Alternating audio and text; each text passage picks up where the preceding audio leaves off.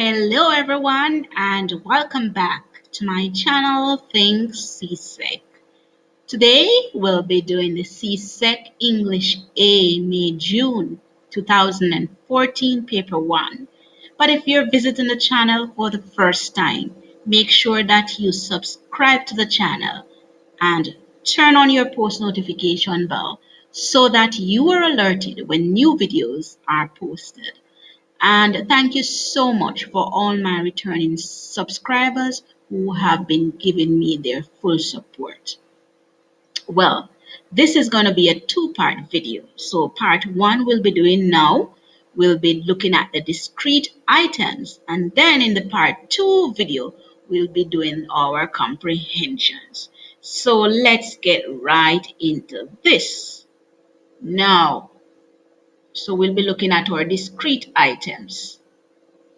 So let's get into it. Items 1 to 5, it says instructions. Each sentence in this section has either one or two words missing. Choose from the four options the word or pair of words which best completes the meaning of the sentence. Mark your choice on the answer sheet. 1. Her criticism was constructive and honest with no dash whatsoever.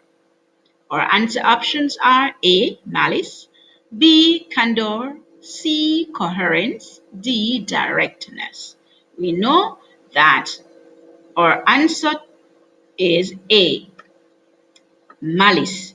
So we're looking at sentence completion, so that word would complete the sentence. 2 says, because she had worked all day, the helper was dashed the task of preparing supper. Is it A. Deprived of, B. Relieved of, C. Barred from, D. Hindered from? It is B. Relieved of. 3 says, parents should try to dash their children so that they may eventually become dash. Is it A. Disciplined, timid, B. Train intelligible, C. Pamper acceptable, D. Educate self-sufficient? So we know our answer would be D. Parents should try to educate their children so that they may eventually become self-sufficient. They can sustain themselves and care for themselves and take care of their needs so they could become functionable in the society by working hard. Very good. Now let's go on to number 4. It says justice must be seen to be done, for dash treatment can cause great dash. A. Unfair resentment, B. Pronounced anger, C. Unlawful surprise, or D. Unrewarded bitterness. It is A. Justice must be seen to be done, for unfair treatment can cause great resentment. Let's go to 5. There are many who would try to dash your efforts because of their jealousy. A. Assist, B. Affect, C. Thwart, D. Encourage. We know it is C. Thwart. Let's go on to number 6. Item 6 to 10. The instruction says, each sentence in this section is followed by 4 options. Choose the option nearest in meaning to the original sentence. Be sure to read all 4 choices before you select your answer. So we're looking at equivalent sentences. 6 says, his books are interesting and provocative. So we're looking in our answer for 2 information, 2 detail, 2 clauses to make up our sentence. Now, as we see that it's a conjunction sentence. A says, his books are most exciting. B, his books tend to make the reader hungry. C, his books are appealing and stimulating.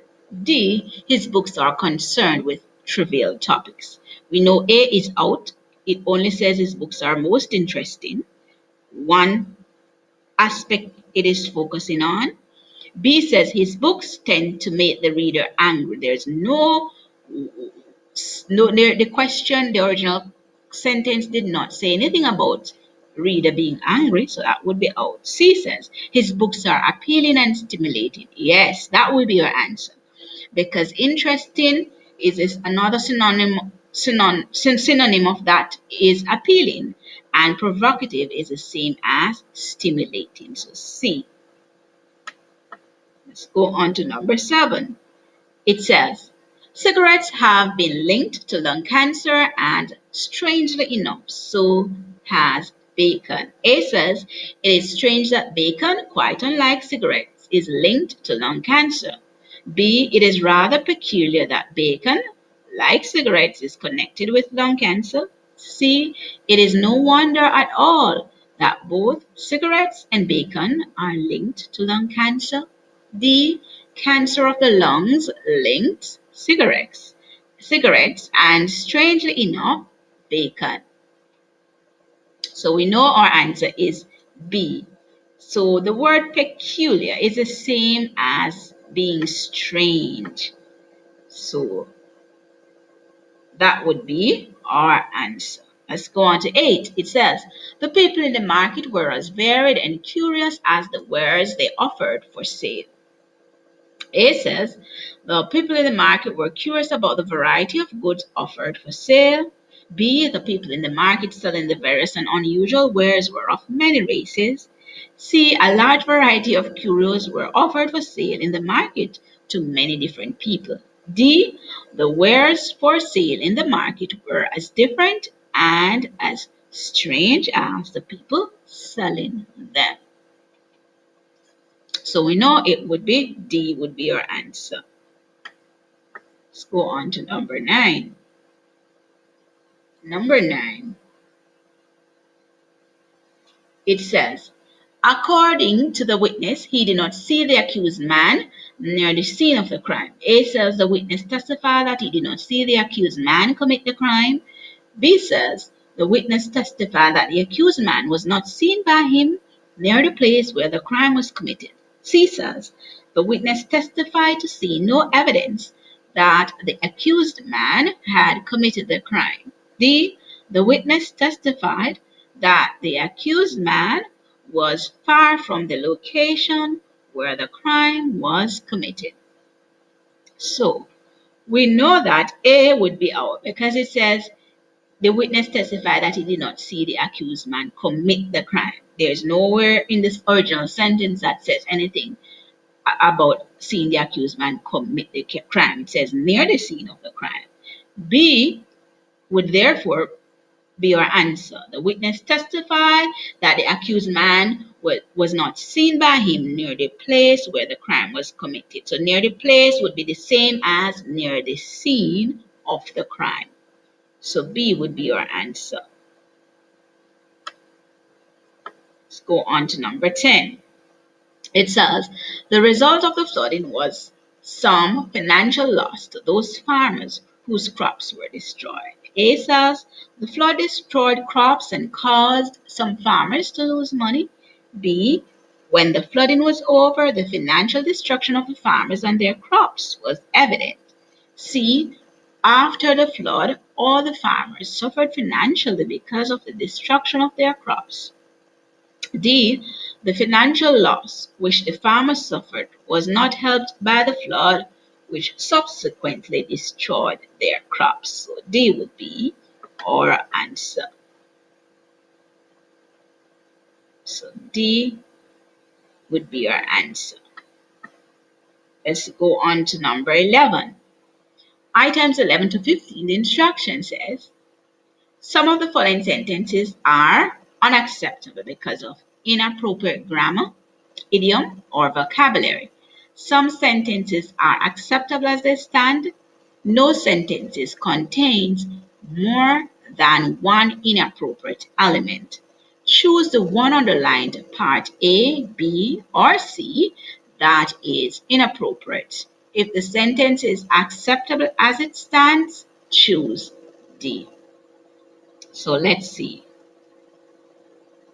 11 says, one of the admirable characteristics of the young is that they are not easily scared. Is there any inappropriate grammar? Is the sentence acceptable as it stands? Yes. So D would be our answer.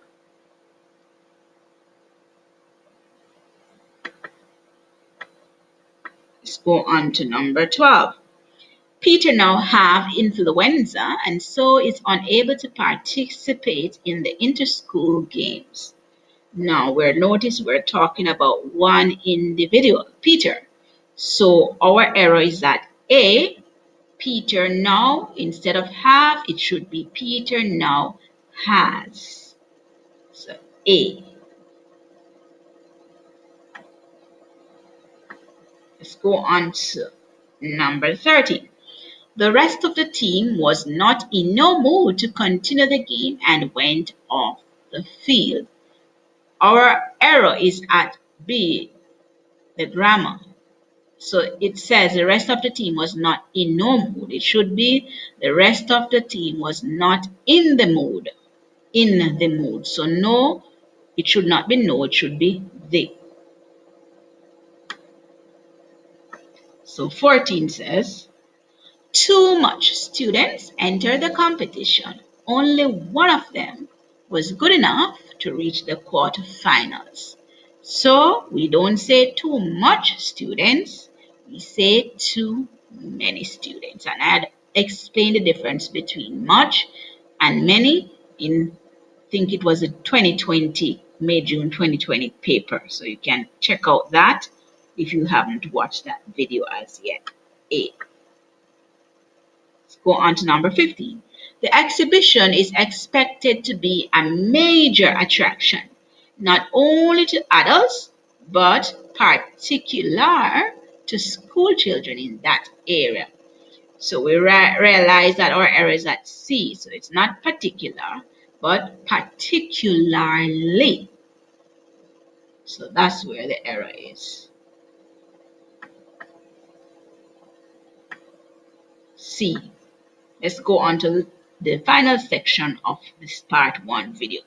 Item 16 to 20 says in instructions, select the option A, B, C, or D that best describes each of the sentences and mark your choice on the answer sheet. A. The sentence is too wordy, that is, repetitive or contains redundancies. B. The sentence contains cliches or misused metaphors. C. The sentence is incorrect grammatically or faulty in diction. D. The sentence is acceptable as it stands. So let's go on to number 16. 16 says, he advanced a step or two to meet his attacker, who suddenly became alarmed and retreated back 4 or 5 paces.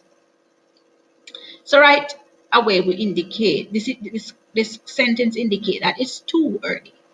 And there is quite a bit of repetition in it, because retreated back is the same thing. So to say advance a step or two, that's quite a bit wordy. So A would go for 16. Let's go for 17. The Chernobyl accident gave a grim but timely reminder to our shrinking world that no nation can hope to isolate itself from the horrendous effects of a major nuclear disaster. Is there anything wrong with the sentence? No, there's nothing grammatically wrong with it. So D would go for this one. D. The sentence is acceptable as it stands. 18. The politician hammered the nail of his argument into the leafy minds of his audience, who had come to hear him speak on the difficult subject of monetary policy. So we know that this question, it contains misused metaphors. So B would be for 18. 19 says, seldom do people declare that they are not the products of their environment. Is there anything grammatically wrong with this? No. This sentence is acceptable as it stands. So D would be for our answer. Let's go on to our final question. It says, disgusted with the situation, he decided to jump in the saddle and put down his foot. So this sentence contains misused metaphors. So B would be for 20. Now we have come to the end of part 1 of the CSEC English A, May June 2014, paper 1. Don't forget to like and give this video a thumbs up. Share it with all your friends and all those who you think can benefit from it. And subscribe to the channel if you have not yet done so. And thank you so much for watching, and stay tuned for part 2.